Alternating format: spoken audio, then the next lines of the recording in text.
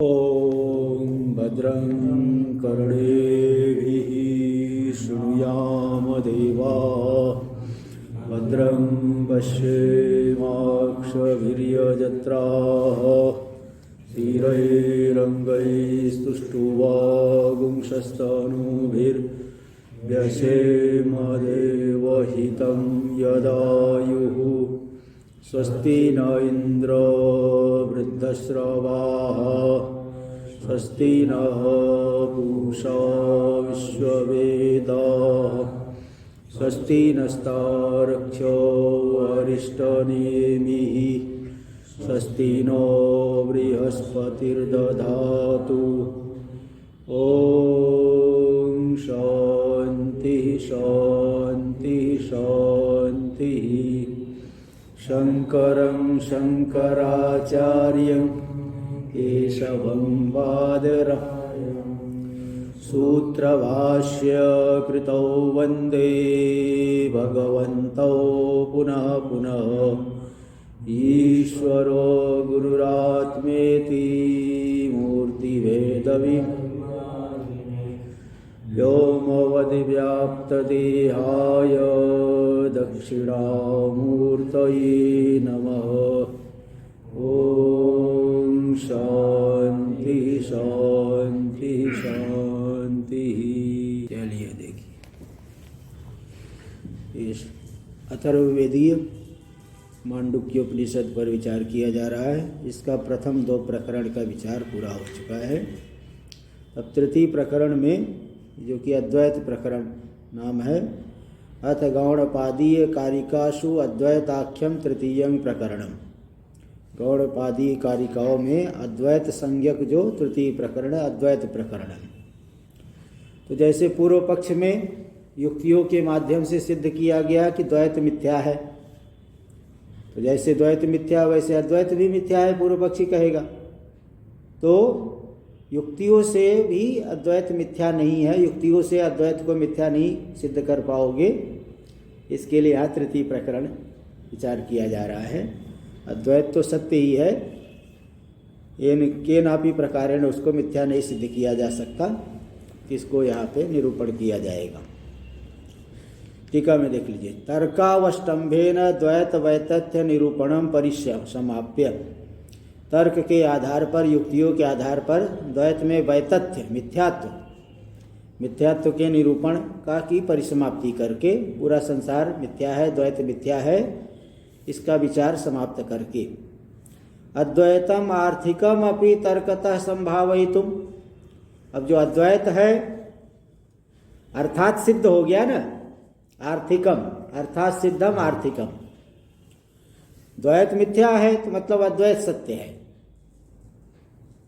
द्वैत मिथ्या है सिद्ध हो गई, मतलब अद्वैत सत्य है। तार आर्थिकम अर्थात सिद्ध हो गया अद्वैत, तो भी तर्कतः संभावयितुम, तर्क से, युक्तियों से उसकी संभावना के लिए, है ना, इसका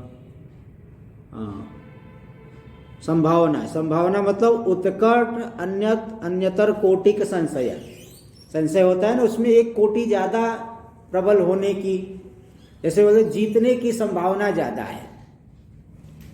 मतलब एक प्रबल है, जीत हार की संभावना कम है, हारने का अवसर कम है, जीतने का अवसर कम ज़्यादा है, तो इसको बोलते जीतने की संभावना है।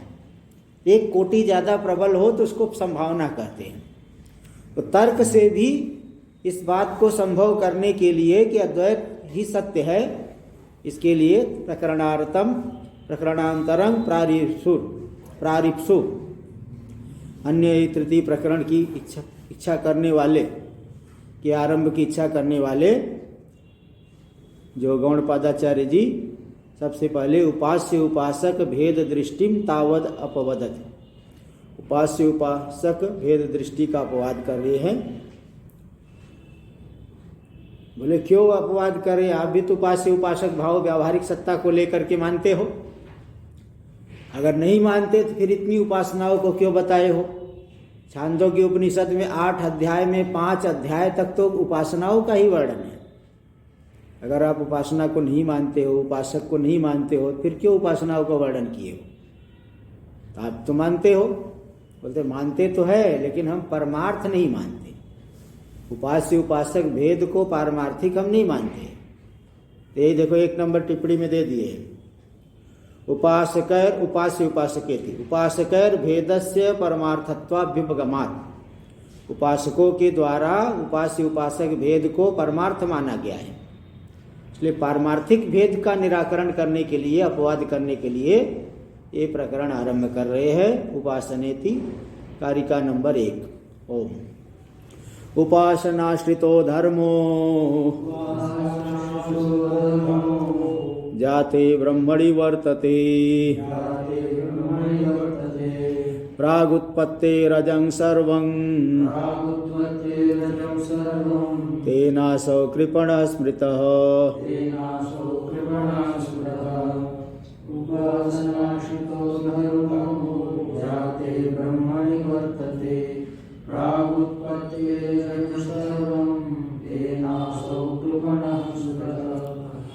उपासनाश्रितो धर्मो, धर्म शब्द का अर्थ यहाँ जीव लेना।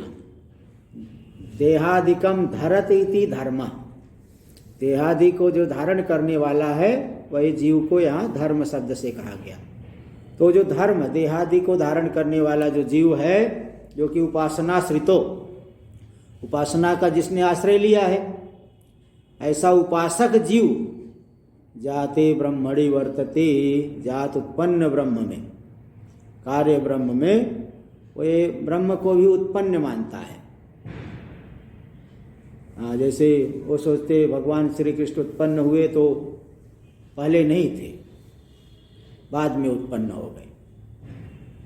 तो ब्रह्म उत्पन्न ब्रह्म, जात ब्रह्म में वर्तमान रहता है। ब्रह्म उत्पन्न हुआ, मैं उसी में हूँ, मैं ब्रह्म में ही हूँ, पूरा जगत ब्रह्म में है। कौन से ब्रह्म में? जो ब्रह्म उत्पन्न हुआ। बोले पहले कैसे रहेगा? उत्पत्ति से पहले कोई रहता है क्या? तो उत्पन्न ब्रह्म में ही पूरे संसार को मानते हैं। मैं भी उसी ब्रह्म में हूँ, ब्रह्म पहले नहीं था, उत्पन्न हुआ। प्राग उत्पत्ति रजम सर्वम, उत्पत्ति से सब पहले सभी अजन्मा है, उत्पत्ति से पहले जन्म नहीं था, अभी बाद में जन्म हुआ सबका। तो और फिर बाद में उपासना करके जब ब्रह्म का साक्षात्कार होगा तो हम सभी उसी में मिल जाएंगे, उसी ब्रह्म में जाके, जैसे नदी समुद्र में मिल जाती है, हम भी ब्रह्म में घुल मिल जाएंगे, ऐसे ये मानता है। तो इस तरह से उपास्य उपासक भेद को सत्य मानता है, ब्रह्म को भी उत्पन्न मानता है। तेनासौ, भाई जो उत्पन्न होता है तो मिथ्या होता है। तेनासौ कृपण स्मृतः, इस कारण से, इस गलत ज्ञान के कारण उसे कृपण कहा गया है। कृपण है, दीनहीन है, मतलब अज्ञानी बना रहेगा। वो ज्ञान उसे नहीं होने की संभावना नहीं रहेगी। जब तक भेद का अपवाद पूरी तरह से नहीं किया जाएगा तब तक ज्ञान हो नहीं सकता है। इसलिए वो कृपण है, दीनहीन है। कृपण इसलिए अज्ञानी को कृपण शब्द से कह दिया जाता है, क्योंकि अज्ञानी सदा दीनहीन ही बना रहता है। इसलिए मंत्र भी आया वृदारण, एतद् वै तदक्षरम गार्गी, एतद् वै अक्षरम गार्गी अविदित्वा यो प्रयति स कृपणा। बृहदारण्यक में भी मंत्र है, हे गार्गी, इस अक्षर ब्रह्म को जो नहीं जान करके यहाँ से प्रयाण करता है वह कृपण है, दीनहीन है, सदा जो है चक्र, संसार चक्र में ही भटकते रहेगा। इसलिए उसे कृपण, दीनहीन कहा गया है। तो यहाँ पे बता दिए, इसलिए कृपण है, गलत, क्योंकि उसकी भेद सत्य मान के रखा है, ज्ञान उसका गलत है, इसलिए वह कृपण है, अज्ञानी है। वह सदा ही जो है संसार की प्राप्ति करेगा। कृपणा फल हेतु, जो फल को चाहने वाले कृपण बने रहते हैं, दीनहीन बने रहते हैं। सही बात है। टीका में देखिए, देहस्य धारणा धर्मो जीवो, यहाँ धर्म शब्द से पुण्य पाप को नहीं लेना, धर्म शब्द से जीव को लेना पड़ेगा, क्योंकि देह आदि का धरत इति धर्म, देह आदि का जो धारण करता है, इसलिए धर्म यानी जीव। तो जो जीव है, भूत संघाता कारेण जाते जाते ब्रह्मणि तद अभिमानित्वेन वर्तते, भूतों के संघात रूप से देहात्मना जो उत्पन्न हुआ है ब्रह्म, उस ब्रह्म में तद अभिमानित्वेन वर्तते, उसी में देह मात्र में अभिमान करके ब्रह्म भी उत्पन्न हुआ, मैं भी उत्पन्न हुआ, और उसी ब्रह्म में सब है, मैं भी हूँ, तो शरीर में अभिमान करके वह वर्तमान रहता है, वर्तते, वो जात ब्रह्म में शरीर के अभिमान करते हुए विद्यमान रहता है। स प्राग उत्पत्ति रजम सर्वम इत्येवं कालावच्छिन्नम वस्तु मन्यते, बोले उत्पत्ति से पहले सब अजन्मा है, मतलब सब ब्रह्म रूप है, किसी का जन्म नहीं हुआ है। अच्छा, वो तो इतना तो ठीक है। तेवं कालावच्छिन्नम वस्तु मन्यते, कालावच्छिन्न जो है वस्तु मानता है। स पुनरुपासना पुरुषार्थ साधनत्वेन आश्रित, उपासना को पुरुषार्थ के साधन रूप से आश्रय कर लेता है कि मैं ब्रह्म की उपासना करूंगा, उसी ब्रह्म में जाकर के लीन हो जाऊंगा, तो इस तरह से वो मानता है। तो तदेव ब्रह्म प्रतिपत्ति से शरीर पाता ऊर्ध्वम, मरने के बाद जो है ब्रह्म की प्राप्ति करो। ये देखो, ये भी गलत ज्ञान है। भाई तुम अभी से ब्रह्म रूप नहीं हो, ऐसा नहीं मान करके मरने के बाद ब्रह्म की प्राप्ति करूंगा। इत्येवं यतो मिथ्या ज्ञानवान अवतिष्ठते, क्योंकि इस प्रकार के वह मिथ्या ज्ञान वाला है। तेनासौ कृपणो अल्पको, इसलिए उसे कृपण अल्पक बड़ा दीनहीन माना गया है। इसके द्वारा ब्रह्मविद भी स्मृतस चिंतिता इत्यर्थ, ब्रह्मज्ञानियों के द्वारा उसे बड़ा ही दीनहीन माना गया है। प्रकरणांतरम अवतारयन वृत्तम अनुद्रवत, अन्य प्रकरण तृतीय प्रकरण अद्वैत प्रकरण का आरंभ करते हुए वृत्त जो घटित है उसका कथन करते ओंकारेति। भाष्य में ओंकार निर्णय उक्त, ओंकार का निर्णय कर दिया गया। कैसे? प्रपंचोपशम शिवो अद्वैत आत्मा, प्रपंच का उपशम रूप है, प्रपंच के अभाव से जो उपलक्षित है, शिव कल्याण स्वरूप अद्वैत आत्मरूप है। इति प्रतिज्ञा मात्रेण, इस प्रतिज्ञा के द्वारा वह मंत्र में ही कह दिया गया था। अज्ञाते द्वैतम न विद्यते इति च तत्र, ज्ञात होने पर 63 पृष्ठ पे 18 नंबर कारिका ये आया था, 63 पेज पे, कि ज्ञाते द्वैतम न विद्यते, जान लेने पर कोई द्वैत विद्यमान नहीं रहता है। जब तक अज्ञान है तभी अज्ञान से ही विपरीत ज्ञान होता है। विकल्पो विनिवर्तेत कल्पितो यदि केनचित् उपदेशादयं वादो ज्ञाते द्वैतम न विद्यते। जो गुरु शिष्य, शास्ता गुरु है, शिष्य है, शासन उपदेश है, ये सब भेद कब है? बोले वो कल्पना दशा में, बोध कराने के लिए ये सब भेद की कल्पना की गई है। और ज्ञाते द्वैतम न विद्यते, जान लिए तो कोई द्वैत विद्यमान नहीं रहता है। यहाँ पे भी ओंकार का निर्णय कर दिया गया है। टीका में देख लीजिए। तस्य ही निर्णय प्रथमे प्रकरणे प्रपंचोपशम शिवो अद्वैत इति विशेषणैरात्मा प्रतिज्ञा मात्रेण अद्वितीयो व्याख्यात इत्यर्थ। उसके निर्णय जो हुआ है प्रथम प्रकरण में, तो उसमें क्या बताया गया कि प्रपंचोपशम शिवोद्वैत, प्रपंच के अभाव से उपलक्षित कल्याण स्वरूप अद्वितीय रूप है। इन विशेषणों के द्वारा आत्मा प्रतिज्ञा मात्रेण अद्वितीयो व्याख्याता, प्रतिज्ञा करके अद्वितीय रूप से कहा गया है। और द्वितीय प्रकरण में क्या बताया गया? द्वितीय प्रकरणार्थम संक्षिप्य अनुवदति, द्वितीय प्रकरण की अर्थ का संक्षेप करके अनुवाद करे। ज्ञाता इति, ज्ञाते द्वैतम न विद्यते इति च तत्र, यहाँ भी निर्णय कर दिया गया। तत्रैव आद्ये प्रकरणे ज्ञाते द्वैतम न विद्यते इत्यत्र प्रतिज्ञा मात्रेण द्वैता भाव उक्त। प्रतिज्ञा मात्र से द्वैत का भाव जो कि द्वितीय प्रकरण में विशेष रूप से निरूपण किया गया है, लेकिन वहाँ पे संक्षेप में कहा गया। वो प्रथम प्रकरण में ही कारिका आई थी, लेकिन उस प्रथम प्रकरण की उस 18 नंबर की कारिका में द्वितीय प्रकरण के अर्थ को संक्षेप में बताया गया। और स तु द्वितीयेन प्रकरणेन हेतु दृष्टांतात्मकेन तर्केण च प्रतिपादितो, और वही जो द्वैत का भाव है द्वितीय वैतथ्य प्रकरण के द्वारा हेतु दृष्टांतात्मकेन तर्केण च, हेतु जो दृश्यत्व आदि हेतु दिए, दृष्टांत स्वप्न आदि के दी, हेतु दृष्टांतात्मक तर्क के द्वारा भी उसी द्वैता भाव का प्रतिपादन किया गया। तो नात्र प्रतिपादितव्यम अवशिष्टम अस्ति इत्यर्थ है। तो उस द्वैत मिथ्या है, कल्पित है, द्वैत का अभाव है वास्तव में, इस विषय में तो कुछ प्रतिपादितव्य रूप से कुछ बचा नहीं है, सब प्रतिपादन हो गया है। तृतीयं प्रकरणम आकांक्षा पूर्वकम अवतारयति। अब जो तीसरा प्रकरण है उसको आकांक्षा पूर्वक आरंभ कर रहे, अवतरण कर रहे। अद्वैतमिति अद्वैतम किम आगम मात्रेण प्रतिपद्यव्यम आहोषित तर्केण। अद्वैत को केवल आगम मात्र से शास्त्र वाक्यों के आधार पर ही केवल जान लेना चाहिए कि तर्क से भी अद्वैत को जानना जरूरी है, ये बताइए। क्या जाना जा सकता है तर्क से अद्वैत को? इत्यतः ऐसी आकांक्षा हो रही, क्योंकि सुन के रखा है ना, नैसा तर्केण मतिरापनेया। तर्क से तो आत्म विषयणी बुद्धि नहीं प्राप्त की जा सकती है। तो क्या तर्क से भी जान सकते हो आप? नया प्रकरण आरंभ कर रहे हो, मुझे तो आपकी यही तैयारी लग रही है कि तर्क से बताने जा रहे हो। गलत कर रहे हो भाई, तर्क से नहीं बता पाओगे।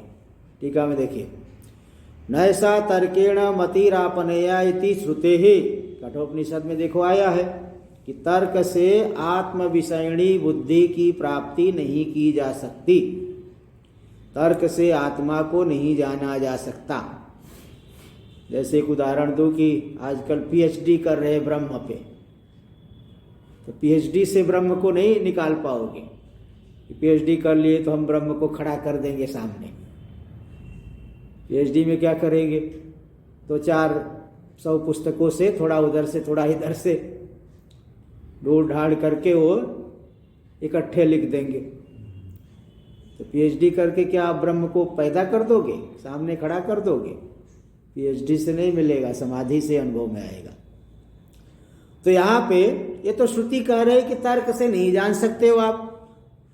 तो अद्वैतम कथम तर्केण ज्ञातुम शक्यम, अद्वैत को तर्क से कैसे जाना जा सकता है ये बताओ। इत्याक्षिपति, इस तरह से आक्षेप करे। तत्कथम, तो कैसे जो है उसको तर्क से जाना जा सकता। तत्कथम इति अद्वैत प्रकरणम आरभ्यते। तर्क से कैसे जाना जा सकता है, नहीं जाना जा सकता। तो ऐसी किसी का आकांक्षा संशय हो सकता है, कोई आक्षेप कर सकता है। तो बोल रहे नहीं, अद्वैत को जाना जा सकता है तर्क के द्वारा। मतलब कैसे तर्क के द्वारा? शास्त्रानुकूल तर्कों के द्वारा। शास्त्र की बात को काटने के लिए नहीं, शास्त्र की बात को समझने के लिए जो तर्क हम करेंगे, ऐसे तर्कों के द्वारा अद्वैत को जाना जा सकता है। टीका में देखिए, स्वतंत्र तर्का प्रवेशे भी।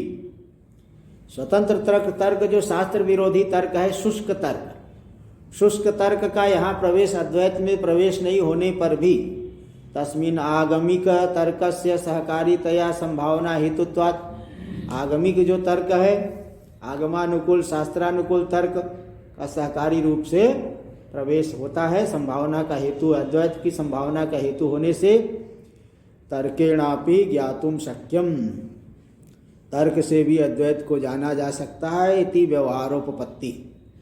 इसलिए जो शब्द व्यवहार, यहाँ व्यवहार 4 प्रकार का है ना, अभिज्ञा, अभिवदन, आनोपादान और अर्थ क्रियाकारित्व। तो यहाँ व्यवहार मतलब अभिवदन, उपदेश रूपी व्यवहार यहाँ संभव है।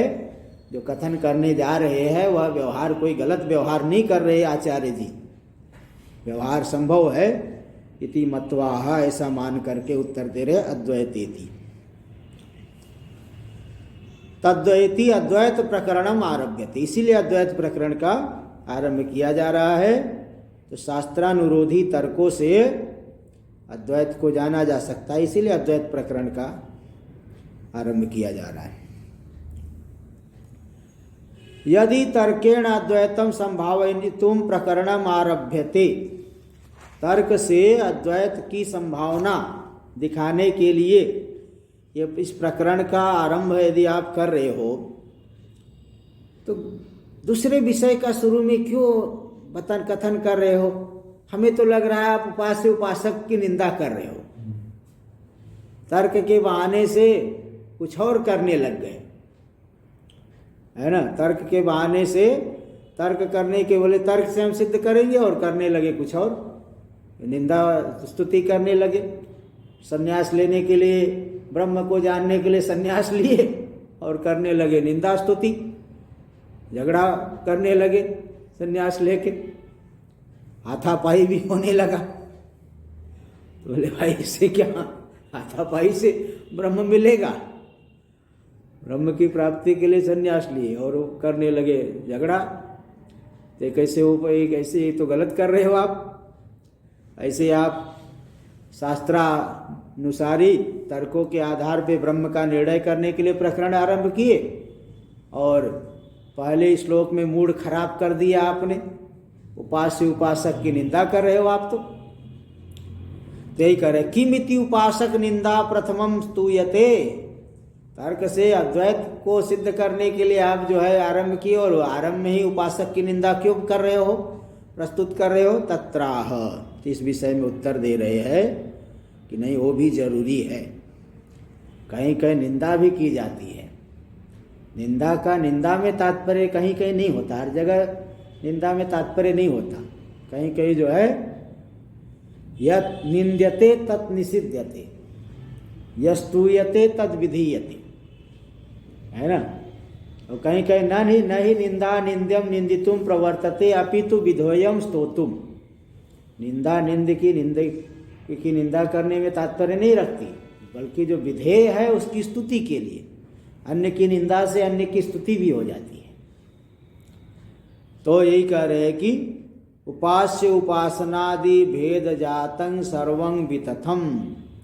उपास्य उपासना आदि से उपासक इत्यादि जो भेद समुदाय है, त्रिपुटी है, सर्वं वितथम, सब के सब मिथ्या है। केवलास्य आत्मा द्वयः परमार्थ, केवलास्य नहीं होकर के केवलस्य, क्योंकि आगे आत्मा एक वचन है।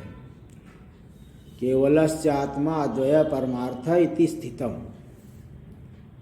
केवलास्य क्यों, कैसे होगा, क्योंकि आत्मा एक वचन है ना। केवलस्य, पाठ दो, दीर्घ काटिए, पाठ सुधारना जरूरी होता है। केवलस्य आत्मा द्वयः परमार्थ इति स्थितम। केवल अद्वितीय आत्मा ही पारमार्थिक है, सत्य है, वास्तविक है। स्थितम यानी निश्चितम अतीते प्रकरणे यतः, अतीत प्रकरण में ये निश्चय कर दिया गया है।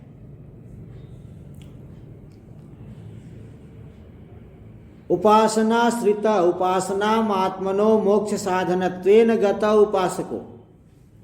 जो उपासक उपासना से ही मुक्ति चाहता है, अपने मोक्ष के साधन रूप से उपासना को जिसने माना है, और क्या मानता है उपासको हम मम उपास्यं ब्रह्म, मैं उपासक हूँ, मेरा उपास्य ब्रह्म है। तद उपासनम कृत्वा जाते ब्रह्मणि इदानीं वर्तमानो।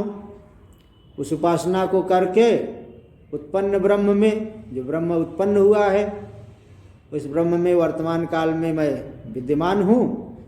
और अजंग ब्रह्म शरीरापातात ऊर्ध्वं प्रतिपत्स्य, शरीर के पात के अनंतर अजन्मा ब्रह्म की प्राप्ति करूँगा। अच्छा देखो क्या उसका है कि अभी मैं कार्य ब्रह्म में स्थित हूँ, उत्पन्न ब्रह्म में, और शरीर नष्ट होने के बाद अजन्मा ब्रह्म में, क्योंकि उत्पत्ति से सब पहले सब अजन्मा है, तो मैं नष्ट होने के बाद उस अजन्मा ब्रह्म में जाके लीन हो जाऊंगा। यानी अभी वर्तमान काल में तो कार्य ब्रह्म में स्थित हूँ, और उत्पत्ति नष्ट होने के बाद अजन्मा ब्रह्म में जाके लीन हो जाऊंगा, ऐसा वो मानता है। तो शरीर पातात ऊर्ध्वं प्रतिपत्से, शरीर पात के पश्चात अजन्मा ब्रह्म की प्राप्ति कर लूंगा। टीका में देख लीजिए, उक्त वक्षमाण विरोधित्वात् उपासकस्य तन्निंदा प्रकृतोपयोगिनी। उक्त वक्षमाण विरोधित्वात् उपासकस्य, उपासक जो है क्या है, वह जो बात पहले बताई जा चुकी है और जो आगे बताई जाएगी उसका विरोधी है। उपासक, इसलिए उसकी निंदा करनी पड़ेगी। देखो 3 नंबर टिप्पणी में दे दिए, स ही द्वैतं ब्रह्मणस तात्विक परिणामम मन्यते। वह जो उपासक है वह द्वैत को तात्विक, ब्रह्म का तात्विक परिणाम मान लेता है, इसलिए वो अद्वैत का विरोधी है। तो जो अद्वैत के विरोधी, उनकी निंदा तो करनी पड़ेगी, उनके मत का खंडन करना पड़ेगा। इसलिए तन निंदा प्रकृतोपयोगिनी, उस उपासक की निंदा अद्वैत सिद्धि के लिए अत्यंत उपयोगी है। जैसे देखो 4 नंबर टिप्पणी में उदाहरण देके बताए हैं, अद्वैत सिद्धि वांछता, जो अद्वैत सिद्धि को, अद्वैत का निश्चय करना चाहता है, उसके द्वारा जो निंदा है क्रियमाण द्वैत सत्यत्वादि निंदा, वो जो द्वैत को सत्य कहने वाले की जो निंदा करे, कि निंदा जो अद्वैत सिद्धि को चाहने वाला के द्वारा की गई। अद्वैत सिद्धि को जो चाहता है वह द्वैत में सत्यत्व का कथन करने वाले की निंदा कर रहा है। उस निंदा से क्या होगा? अब हमारा मत पुष्ट होगा, उनका मत जो है बाधित हो जाएगा, मिथ्या सिद्ध होगा, और हमारा मत पुष्ट होगा। उदाहरण दे रहे, पांडव जयं कांक्षता शल्येन। शल्य जो है युधिष्ठिर के मामा थे।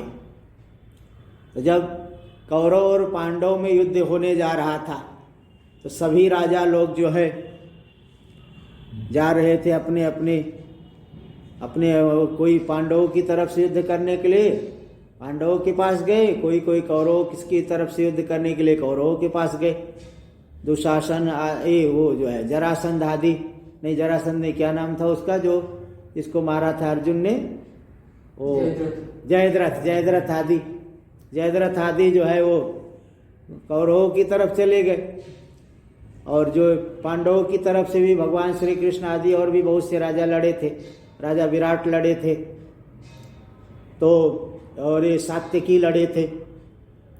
तो सब जा रहे अपने अपने पक्ष, अभीष्ट पक्ष को सहयोग देने के लिए जा रहे थे। तो शल्य मामा जो थे वो अभी जा रहे थे युधिष्ठिर को सहयोग देने के लिए, लेकिन दुर्योधन को लगा ये शल्य तो बहुत अच्छा रथ हाँकते हैं, कर्ण जो है बहुत बड़ा महारथी है, और उनका जो है रथ हाँकने वाला सारथी भगवान श्री कृष्ण है, और यहाँ कर्ण इस जो है अर्जुन महारथी, उनका रथ हाँकने वाला भगवान श्री कृष्ण है, लेकिन कर्ण भी तो महारथी है, लेकिन वो थोड़ा सारथी बराबर नहीं मिल पा रहा है।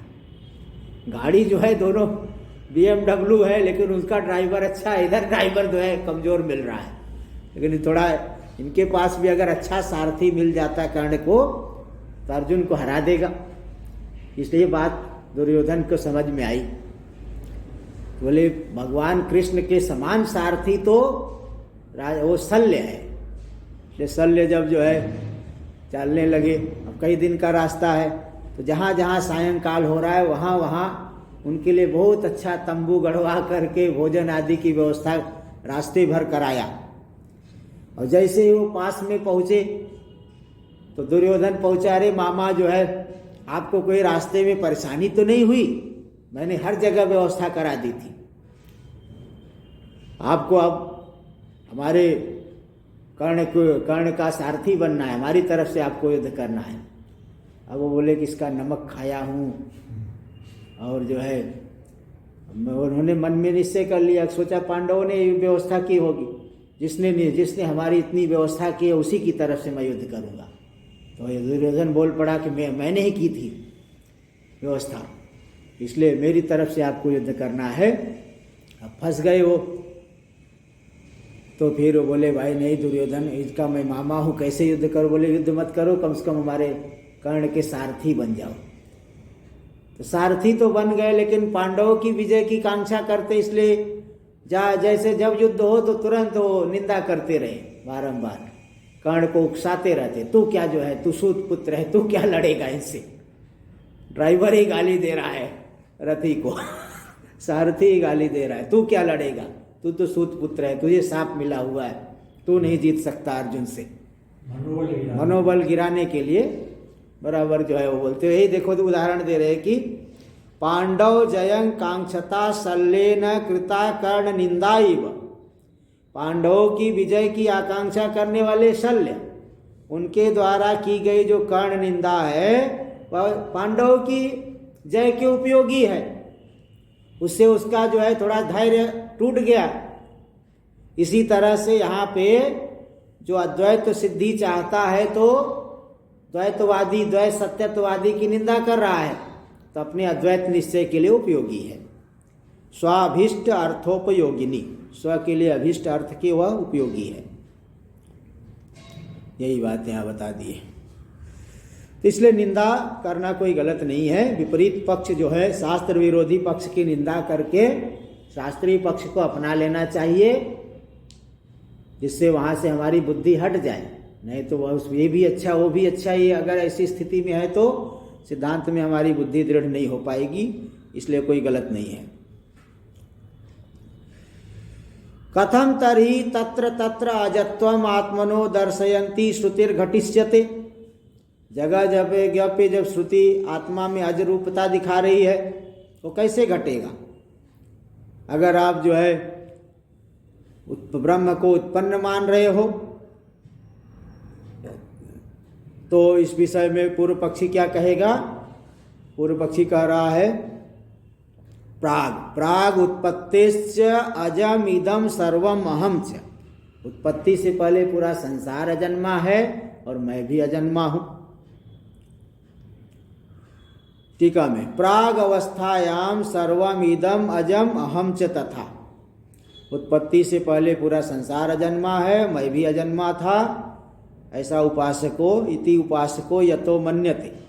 उपासक इस प्रकार से मान लेता है। अतस्य प्राग अवस्थ ब्रह्म विषया भवति अजत्व श्रुति। इसलिए अजन्मा जिसको कहा जा रहा है वो ब्रह्म विषयक श्रुति है। अजन्मा मैं नहीं, बल्कि क्योंकि मेरा तो बाद में जन्म हुआ ना। उत्पत्ति से पहले ही ब्रह्म अजन्मा है, अभी नहीं है।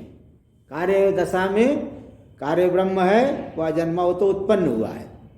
उत्पत्ति से पहले ही अजन्मा है। तो उत्पत्ति से पहले वाली अवस्था को लेकर के ब्रह्म को अजन्मा पूर्व पक्षी कह रहा है। कार्य स्थित्य अवस्थायाम यदि ब्रह्म तन्मात्रम इष्टम। कार्य की स्थिति अवस्था में यदि ब्रह्म को तन्मात्र कहोगे, कार्य मात्र कहोगे, तर्हि किम उपासनया प्राप्तव्यम। उपासना से फिर मिलेगा क्या? इत्याशंका, ऐसी आशंका होने करे यदात्मक इति।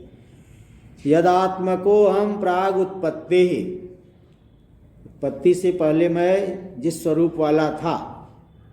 इदानीम जातो जाते ब्रह्मणि च वर्तमान, अब पैदा होने पर कार्य ब्रह्म में वर्तमान हो। और उपासना पुनः तदेव प्रतिपत्से, उपासना से पुनः मैं अजन्मा, मरने के बाद अजन्मा हो जाऊंगा। इत्येवं उपासना श्रितो धर्मो साधको। इस प्रकार से उपासना का आश्रय लेने वाला जो धर्म देहादि का धारण करने वाला जीव साधक मानता है। एन एवं क्षुद्र ब्रह्मविद, क्योंकि इस प्रकार के ज्ञान से क्षुद्र ब्रह्म, काल परिच्छिन्न ब्रह्म को जान रहा है। तेनासौ कारणेन, उस गलत ज्ञान के कारण वह कृपण है, दीन है, अल्पको स्मृतो नित्याज ब्रह्मदर्शी भी इत्यभिप्राय। जो नित्य ब्रह्म को नित्य जन्मा मानने वाले ब्रह्मदर्शी लोग हैं, उनके द्वारा वह कृपण माना गया है, क्योंकि गलत ज्ञान वाला है। टीका में इदानीम उत्पत्ति अवस्थायाम जातो जाते ब्रह्मणि स्थित्य अवस्थायाम वर्तमानो। उत्पत्ति अवस्था में मैं उत्पन्न हो गया और स्थिति अवस्था में जात ब्रह्म, कार्य ब्रह्म में वर्तमान हूँ। और प्राग उत्पत्तिर यदात्मक सन्नासम, उत्पत्ति से पहले जिस स्वरूप वाला मैं था, तदेव पुनः प्रलयावस्थायाम उपासनया प्रतिपत्से। प्रलयावस्था में उपासना के द्वारा उसी ब्रह्म की प्राप्ति मैं करूँगा। कैसे? तत्क्रतु न्यायात, तत्क्रतु न्याय से। बोले तत्क्रतु न्याय क्या है? पूरा यहाँ 7 नंबर टिप्पणी में दे दिए हैं। अथ खलु क्रतुमय पुरुषो, पुरुष कैसा है? संकल्पमय। क्रतु यानी संकल्प, संकल्पमय है। अस्मिन लोके यथा क्रतुर अस्मिन लोके पुरुषो भवत। इस लोक में जैसा संकल्प करेगा, जैसा चिंतन करेगा, मरने के बाद भी वैसा ही हो जाएगा। तथा इतः प्रेत्य भवत, यहाँ से वह मरने के बाद वही हो जाता है। स क्रतुम कुर्वीत, इसलिए वह क्रतु करे, उपासना करे, संकल्प करे, चिंतन करे। इति छांदोग्य श्रुति। क्रतु शब्दार्थस्य ही अध्यवसाय, अध्यवसाय निश्चय, संकल्प, चिंतन। तथा च अस्मिन् लोके यत् क्रतुर्भवति, जिस संकल्प वाला, जिस चिंतन वाला इस लोक में होता है, परलोके तदेव प्राप्नोति, परलोक में उसी की प्राप्ति करेगा। इति श्रुति स्मृति प्रसिद्ध है, श्रुति स्मृति में ये प्रसिद्ध है। लोके मतलब शरीर है, अन्य शरीर में वही भाव की प्राप्ति कर लेगा। यत् क्रतुर मतलब यद विषयक अध्यवसायवान, जिस प्रकार के निश्चय वाला है, जिस प्रकार की उपासना करता है, वही प्राप्त कर लेगा। गीता में भी कहा गया, स्मृति यम यम वापि स्मरण भावम त्यजत्यन्ते कलेवरम तम तमेव इति कौन्तेय सदा तद्भाव भावितः। सदा जो है जिसका चिंतन करेगा उसी भाव की प्राप्ति मरने के बाद करेगा। इसलिए तत्क्रतु न्याय से अब उत्पत्ति, जो मैं चिंतन किया कि उत्पत्ति से पहले अजन्मा ब्रह्म में स्थित था, उत्पत्ति काल में, स्थिति काल में कार्य ब्रह्म में स्थित हो, और मरने के बाद फिर अजन्मा ब्रह्म की प्राप्ति कर लूँगा उपासना के बल से, तत्क्रतु न्याय से ऐसा वो मानता है, तो ये ठीक उसका ज्ञान नहीं है। क्योंकि भाई उत्पत्ति काल में आप कार्य ब्रह्म में हो, मरने के बाद जो है अजन्मा ब्रह्म हो जाओगे। कैसे हो जाओगे? अन्य का अन्य भाव कैसे हो जाता है भाई? अन्य का अन्य भाव तो होगा नहीं।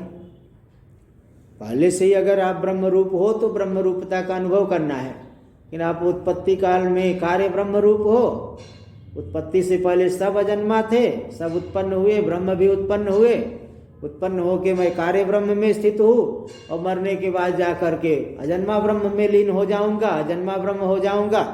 इस तरह का गलत ज्ञान है उनका। तो मरने के बाद वो तो बताओ, जो भाई अन्यथा कार्य रूप है, नया बनेगा वो तो विनष्ट हो जाएगा।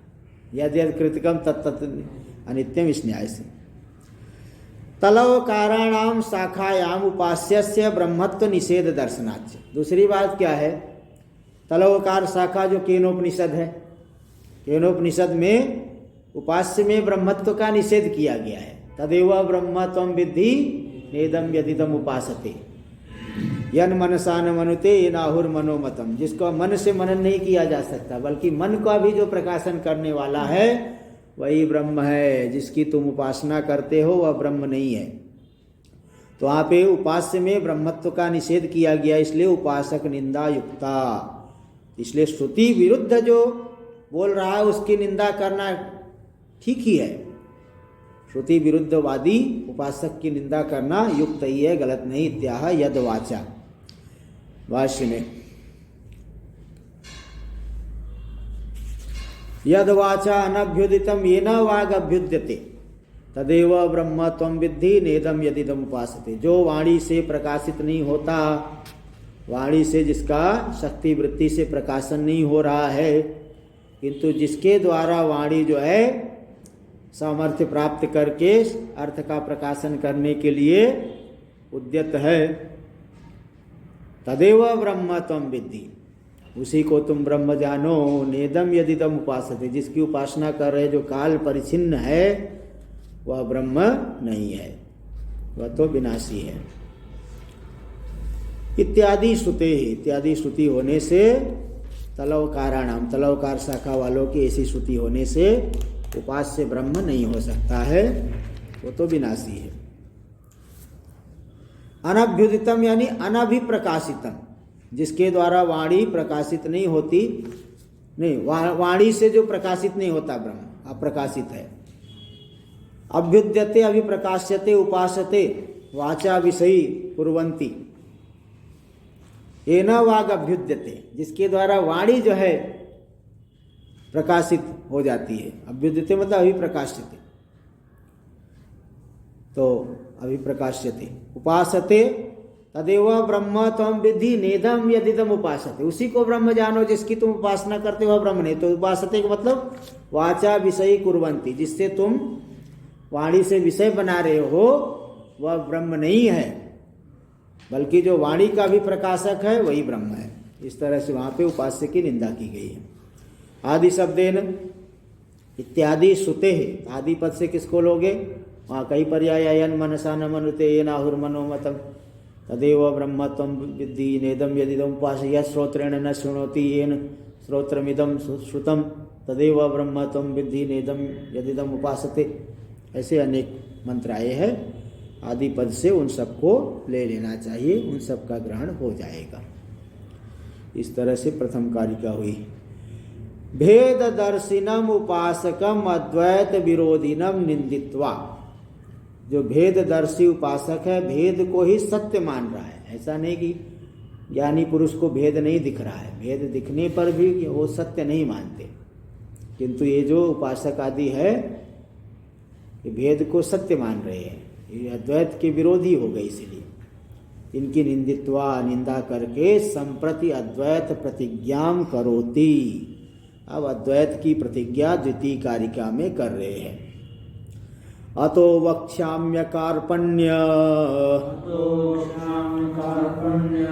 मजाति समतांगतम यथा न जायते किंचित् जायमानं समन्ततः।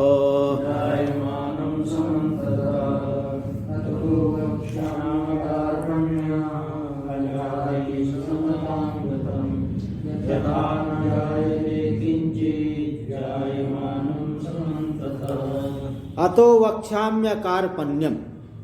अकार्पण्यम का मतलब कृपणता से रहित अद्वैत भाव का मैं कथन करूंगा। देखो 1 नंबर टिप्पणी में दे दिए अकार्पण्य। कार्पण्यम यानी भेदो द्वैतम इति यावत। कृपण कौन है? भेद द्वैत दर्शी है। अद्वैत में स्थित हो जाओ, यही अकार्पण्य हो गया। कृपणता का भाव, दीनता का भाव, अनर्थ का भाव हो गया। इसलिए कार्पण्य यानी भेदो द्वैतमिति यावत तद अभाववत। जो द्वैत के अभाव वाला वही अकार्पण्यम यानी अद्वैतम ब्रह्म, वह अद्वैत ब्रह्म हो गया। तैसे अद्वितीय तत्व का मैं कथन करूंगा, जो कि अजाति समताम गतम, जो जन्म से रहित है। अविद्यमाना जातिर्यस्य असौ तद अजाति, अजाति जन्म से रहित है। समताम गतम जो निर्विशेष स्वरूप है, उसमें कोई विशेषता नहीं है, उसकी मैं कथन करूंगा। और ये भी बता दूंगा, यथा न जायते किंचित जायमानम समन्ततः।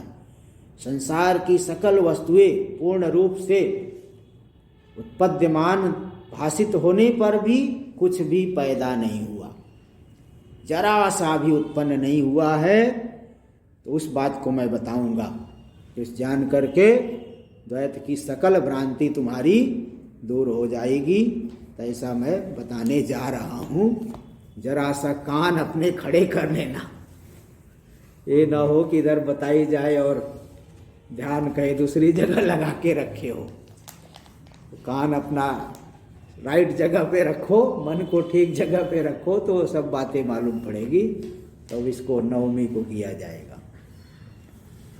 ओम भद्रं कर्णेभिः शृणुयाम देवाः, भद्रं पश्येमाक्षभिर्यजत्राः, स्थिरैरङ्गैस्तुष्टुवागुंशस्तनूभिर्व्यसेम देवहितं यदायुः। स्वस्ति न इन्द्रो वृद्धश्रवाः, स्वस्ति न पूषा विश्ववेदाः, स्वस्ति नस्तारक्षो अरिष्टनेमिः, स्वस्ति नो बृहस्पतिर्दधातु। ॐ शान्ति शान्ति शान्तिः।